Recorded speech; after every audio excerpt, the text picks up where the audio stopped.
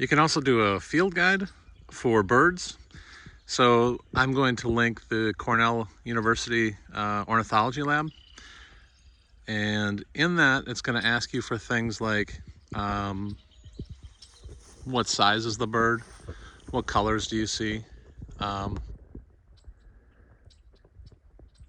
if you see a bird that is about robin size and it's colored black, it's going to ask you for those things.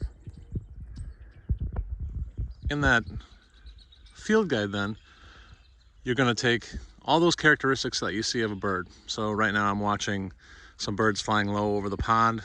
They have a kind of dark but kind of bluish color to their back and then a white belly, and they're flying kind of swooping really quickly over the pond, probably collecting birds or collecting insects. So I'm going to take that back to the Cornell University website, and I'm going to use that to identify that bird. So the next thing you're going to do is go to the Cornell website, and there you'll have your field guide is going to be this bird ID, or you can click on the Get Instant ID Help. They both open up this thing called Merlin, and it will take you to the Start Bird ID. It's going to ask you where you live. I'll just go with the zip code in Plymouth, Wisconsin. So what's going to be here at this time of year? The bird that we were looking at over the pond was bigger than a sparrow, but smaller than a robin. So we'll go next. I saw it as being a dark color. We'll go black. Was it eating at a feeder? No. Swimming? No. On the ground? Nope. In trees? No. On a fence? No, it wasn't perched. It was soaring or flying, so we'll go with that one. So looking at birds that are smaller than a robin that are always flying around. So I've seen this chimney swift. I've seen those around the Mullet River, and that wasn't it. Like it says, it's known as the flying cigar, so it's got that definite kind of like oval, kind of blunt shape. Barn swallow, it's possible. Tree swallow, it's more possible. Red-winged black, no, it's getting, no, it is around a pond. These are all around ponds, but these are kind of perching most of the time. And no, it definitely wasn't a woodpecker. So our best choices are the top three.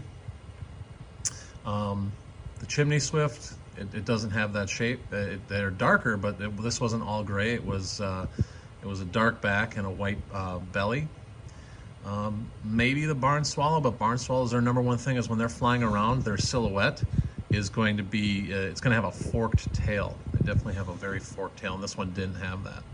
So this one is definitely our bird. It's a tree swallow flying over the pond, eating insects.